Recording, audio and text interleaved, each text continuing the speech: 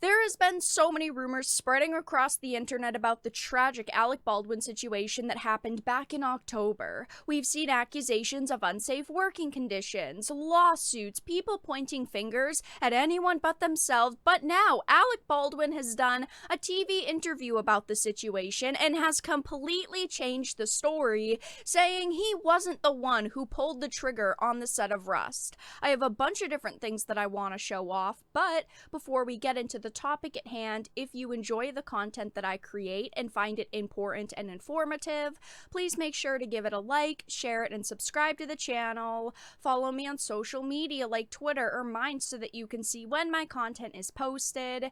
And if you do really enjoy the videos and the live streams that I create, please consider becoming a Dark Titan via Patreon for just $1 a month or a supporter via YouTube memberships. All of the links are in the description, and of course, I do really appreciate all of the support. So I wanted to start off with this Bounding into Comics article. It says, Alec Baldwin says the trigger wasn't pulled. I didn't pull the trigger, in a clip for ABC News interview about the whole Rust situation. It's a tragic situation. I've talked about it in the past. I truly can't believe that safety on sets of movies hasn't changed after all of these years and all of the accidents that have happened.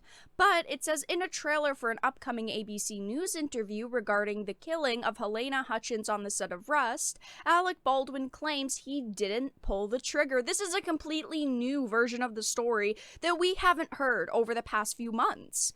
It says ABC News released a trailer for the interview on Twitter, stating by asking George Stephanopoulos how a real bullet got on the Rust set, Alec Baldwin says, I have no idea. Someone put a live bullet in the gun, a bullet that wasn't even supposed to be on the property. Now, clearly, a real bullet shouldn't have been on the property. There are multiple people to blame in the situation. There are people on sets who take care of the guns, who check the guns to make sure nothing's wrong with them, to make sure that they're in okay condition. People teaching actors how to hold the guns and proper gun safety, but clearly, it's not enough. We can tell that now. I mean, over the years, we've seen accidents happen, but this is just... it's really terrible. It's really heartbreaking. People lost their lives. People were injured on the set of this movie because of this situation. But this was the tweet by ABC News. It's got a ton of attention now because this is the first time that Alec Baldwin is claiming the story is very different than the original articles were saying, and the original statements were saying. Through the couple of times that I've talked about it, I've had a hard time talking about it, which is why I haven't kept up with the situation very much, just because you'd think after all of the accidents that have happened on sets of movies, even after the Brandon Lee situation many, many years ago, that we would have seen a change in the industry, we would have seen a change in safety regulations, and while we've seen some changes, clearly they're just not enough. Now, I'm not going to show the full clip, but I do just want to show you the beginning so you can understand the tone that they were trying to set with this interview, the way that they're showing Alec Baldwin in this interview. She was someone who was loved by everyone who worked with and liked by everyone who worked with and admired.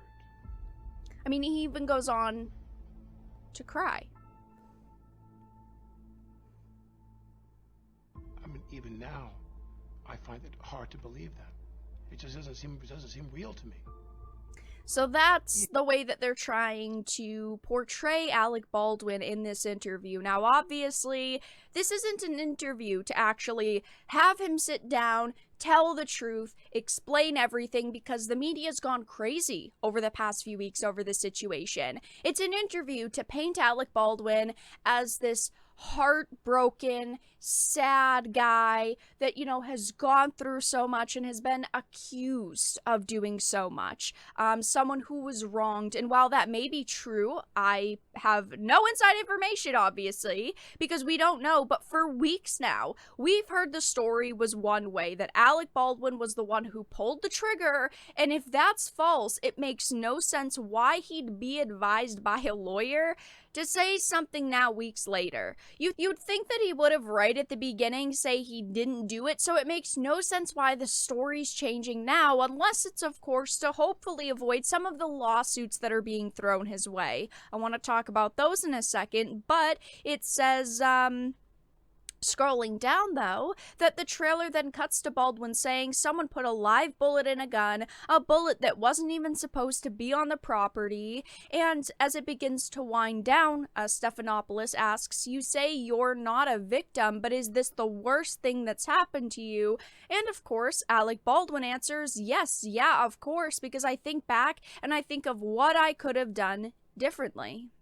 Now, even though he's going into this interview with a completely different story, an affidavit claims that Baldwin was the one who fired the gun. That affidavit, obtained by Deadline, states as the assistant director handed the gun to the actor Alec Baldwin, he yelled "cold gun," indicating the prop gun did not have any live rounds. It adds the prop gun was fired by the actor, striking the cinematographer identified as Helena Hutchins, and of course the director who was behind the cinematographer.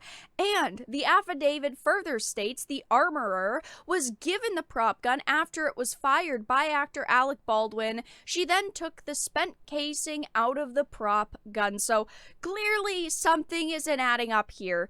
He's saying now, weeks later, he didn't pull the trigger. He wasn't the one that did it, but affidavits say he did pull the trigger. He was the one holding it.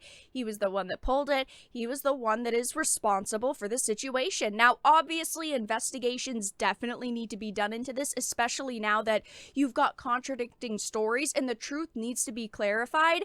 But he's got pretty well-known lawyers defending him right now. If we look at this article, it says Alec Baldwin hires a former federal prosecutor to fight Russ lawsuits. And I'm sure a lot of you already know he's facing multiple lawsuits.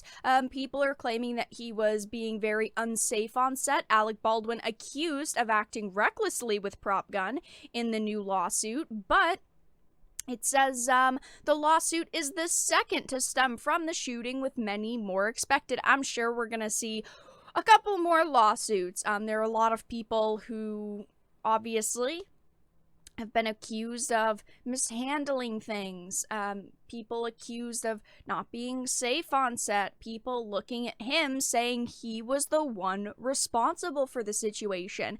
And it seems right now that we don't have a clear story of what happened initially. We thought that, Alec Baldwin pulled the trigger, it was an accident, it was, an armorer's fault because they weren't checking the guns, making sure safety was on point. But it's clearly been said that there were safety issues on set, regardless of if he did or didn't do it. People were hurt and killed. Clearly, there needs to be new safety measures on sets of movies, and people need to take safety seriously. By law, it is the armorer's job to check the gun and to make sure it's safe, yet the armorer's blaming him for treating it like a toy. No one wants to take responsibility. A gun on set still shouldn't have been pointed at anyone. It was a reproduction of an old Colt revolver, and it's true. Some antique or older models, of revolvers can absolutely fire without anyone pulling the trigger if the hammer is pulled back. But why was he pointing it at these people? Why was gun safety not a top priority on the set of the movie? And most importantly, why was it loaded with live rounds? If he really didn't pull the trigger, I feel bad for him because I'm sure he's going to go through major PTSD and his acting career will probably be over. But if he did, he needs to take responsibility. But his story's changing weeks later in an interview, and he's had tons of chances to change his story. Unfortunately, though, he hasn't, and it makes it look very suspicious, like now he wants to look like the victim.